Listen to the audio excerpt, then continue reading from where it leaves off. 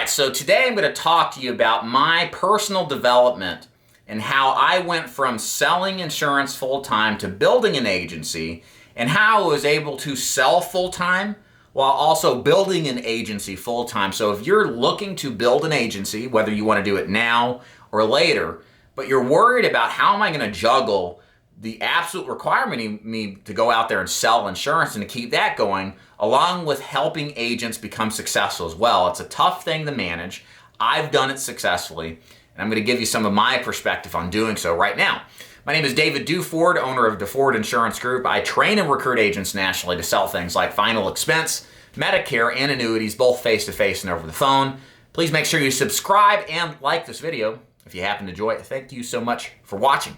Okay, so we're going to jump right in and talk about a little bit about my story as far as building an agency goes and how I successfully navigated from going from full-time final expense insurance producer to full-time multi-line national insurance agency owner and recruiter and trainer.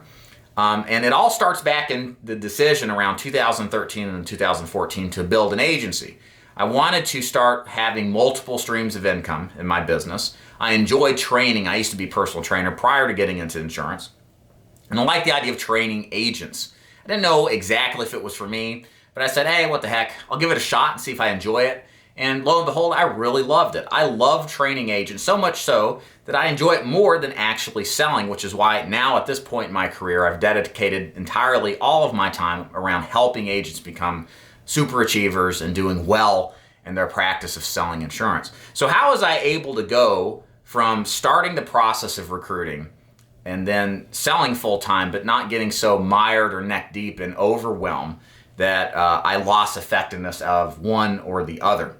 So basically, the first tip I would give you is I didn't stop selling insurance. Like, the worst thing you can do if you decide to build an agency is to, within a short period of time starting your agency, to stop selling.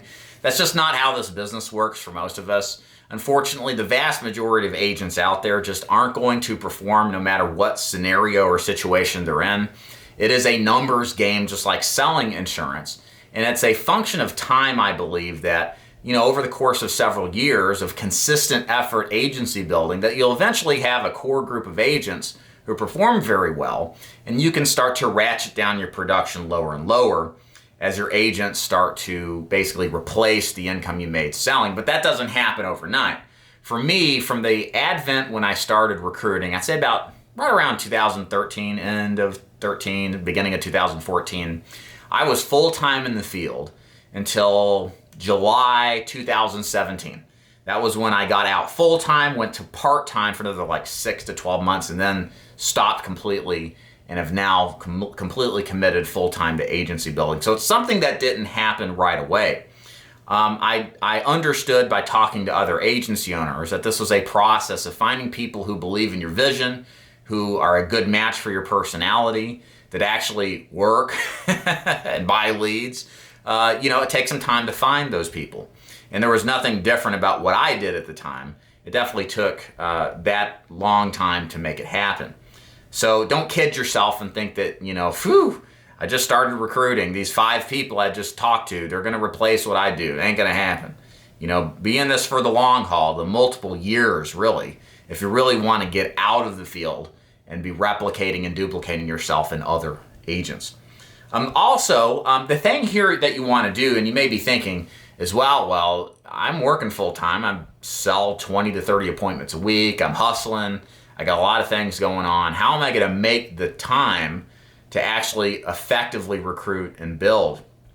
So here's the thing. You just have to make the time. It's likely, if you're hearing me say this, like this isn't some sort of like thunderstruck moment that you never heard of. You're probably a hard worker. You probably understand that you make the time if you really want it.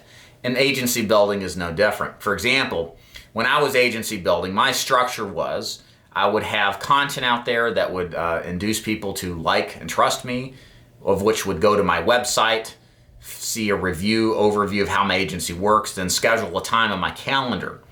And basically, I would schedule times to talk with agents on the off hours when I wasn't working. So I think I worked at some points, like Monday or Tuesday through Friday. I would talk to agents all day on Monday. I would talk to agents early in the morning. On Mondays, I would literally start talking with agents at 6 or 7 in the morning for an hour or two. And then on the drive back after being in the field for 12 hours, I'd talk to agents another hour, hour and a half. And I would replicate that process every single day. And I was always talking to agents, always, again, seeing the agents, seeing the people. It's a numbers game, right? And so I just made the time to make it happen. And I found as being a field agent, I can make that a lot easier because you guys know if you're a field agent, you probably have a lot of windshield hours. You're able to, fill that time with talking to agents. So it's not necessarily difficult. Now, if you're a telesales rep, you just get up earlier and set aside time more in your office. But again, it comes back to that point. You got to have the willingness to make the time and be creative if you really are interested in making that happen. Now, the other things that I think I would suggest to you to do to kind of create a more qualified candidate when you talk to them is I'm not a big believer in letting just anybody talk to you. This is something I have done on my recruiting strategy. It's not a scheme, promise. Since 2014, I never put my number out publicly because I lose control of the contact and interaction process. I put the control into the prospect's hand, not my own. And I felt like what I did was really good, and that people who have to jump through a couple of hoops prove to me by default that they're really interested, and I'm likely only going to talk to some of the best quality candidates that are out there. So some tips and tricks that I would recommend you to use if you like the idea of talking to the best quality candidates as far as recruiting goes is, first of all, put out content. Yeah, I'm on YouTube. A lot of people know who I am, but there's a ton of small-time players right now that even after I started for many years have created a following. And even if you don't have the aspirations to be like a national agency like mine and you want to work more regionally or something, the fact that you create some content and you put it out there, it allows the people thinking about working with you to learn more about you, to see your personality, to decide if they like what you're doing, if they like you. And this all just is like, I would call like a pre-sales type of setup where people can start to get more excited and interested in the sales opportunity that you're offering them, and likewise can figure out for themselves after reviewing a couple of videos if they actually like you. And you want to work with people who you get along with. Trust me, this business is not worth working with people who are, opposing personalities. I don't work with people like that, even if they're great producers. I just don't have the energy to deal with that. It's unnecessary at this point for me. And I think it should always be unnecessary at any point. Work with people that you get along with, that you have an attraction to. I think that's a good thing. And putting content out there gives them that opportunity. It also gives the opportunity for you to ask them if what they viewed about what you offer. It allows you to kind of grade their willingness and excitement to see if they actually took the extra step to investigate what it is that you're offering. So it's kind of a way to filter out the bums who don't want to actually do their homework and due diligence. People who do their homework and due diligence typically are quality people, and you want to surround yourself with quality people. Also, I think having an FAQ page is a great idea, or some kind of FAQ overview where you go over the opportunity of what you're offering in written form or video form, or both if you really wanted to, and cover all the major questions and the major things that most new agents are going to ask. If you're in this position, you're like, well, I don't know what to put on my FAQ page. Go to davidduford.com/FAQ. Steal the questions I answer on that page and kind of form fit it to your agency. It's a great place to start. I think I stole that stuff from another big producer agency. So, hey, we all kind of copy and paste each other to a certain extent. But you got to have to start somewhere, and why not start with something that has been proven to work, like my agency? And that FAQ page, again, just like the content that you put out, is going to give the opportunity for the candidate to, again, do their due diligence, for you to test them if they actually did their due diligence, right? And then put you in a position where you can see how serious they are about it, and then also to filter out the people who just won't purchase leads or who aren't even open-minded to investing in themselves. Why have a conversation with an agent if your strategy requires, like ours, purchasing leads? You don't want to sit there and try to convince them to be an entrepreneur when they're an employee, right?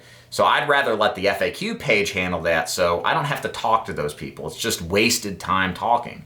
I want to talk to qualified candidates, just like we want to talk to qualified insurance prospects, right? Same strategy when it comes to this. And then lastly, make sure that you have them self-book on your calendar. The best thing you can do is invest in Calendly.com. It's a very inexpensive calendar scheduling software. You just send a link out for people who have read all the information, watch what you're about, to then set an appointment to talk about moving forward. And what you're going to have happen is you don't have to go back and forth on email to set an appointment. You allow the client or the prospect to find the time that best suits them, and then to schedule a time on your calendar. And then that way you form fit it to what your schedule is, so you can better coherently match it into your actual sales process as well. Some other things too that you want to do in the transition from agency builder or from sales agent to agency builder is, I would recommend that you have your agents come to you, and this may be natural anyway if you're recruiting locally or regionally. Have agents come to you and do ride-alongs as a part of the process.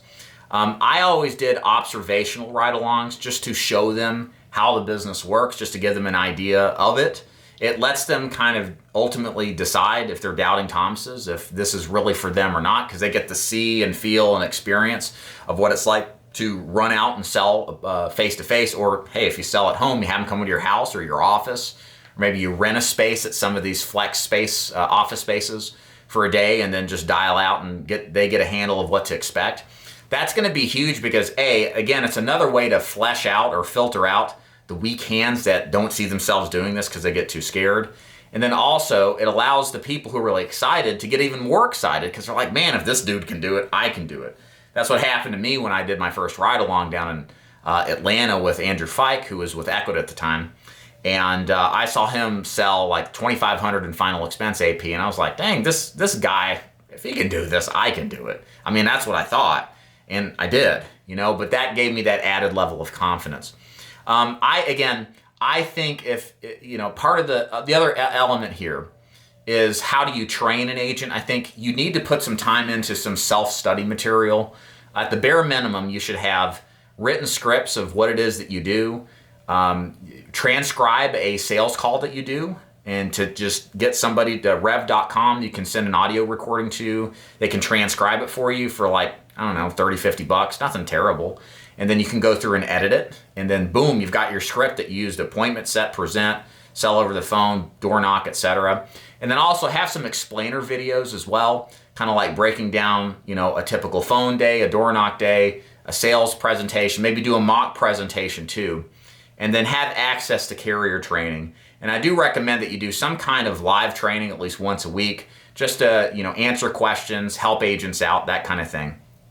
And I think if you could just do that as a minimum, you're really on strong footing, because, one side of this business is finding people, right, to come into your agency. The other side of this is keeping them, right?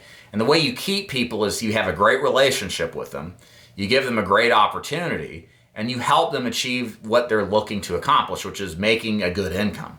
And you need to have training and support and communication to do that.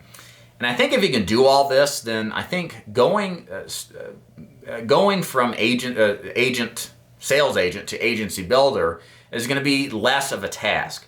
Now, under no circumstances I don't want you to think like this is easy. It's not. It's going to be time consuming. You're going to be spending 4, 5, 6 days, full days, building your agency to make the transition. But what happens, and guys, I'm on the flip side of where a lot of you are out there as you're, busily building your agency. The flip side of what happens is you get to a point where you find core people who are out there producing great business, who you have great relationships with, that you have, how many ever it is, 5, 10, 15, and you're making your overrides on them, and it replaces your production. It's a beautiful thing when you don't have to go out there and grind it out anymore, because you've now replaced what you make in people who are good friends with you, and you love seeing them do well and accomplish great things. And it's worth the effort of going through this and doing it the right way. So stick with it. It is a marathon. It's definitely not a sprint. Keep selling. Make your agency revolve around you and what your schedule is, and stick with it. Be consistent. This is not complicated, okay? This, like a lot of things in this business, It's very simple. Talk to agent recruits, train agent recruits, and support agent recruits. And do that repetitively for years. And after so many years, maybe 5 to 10 years, you're going to be absolutely thrilled with what you've built, as I have personally found out for myself. I hope you enjoyed this video, and if you're interested in agency building, you want an organization to join to build your own brand, to have support and the backing of someone like myself who's been exactly in your shoes and wants maximal commissions, great training, and just a great overall experience, then reach out to me. I can definitely help you. You can go to davidduford.com/contact, send me a message there, and we can absolutely talk. And like I said, thanks so much for watching. We'll see y'all next time. Take care.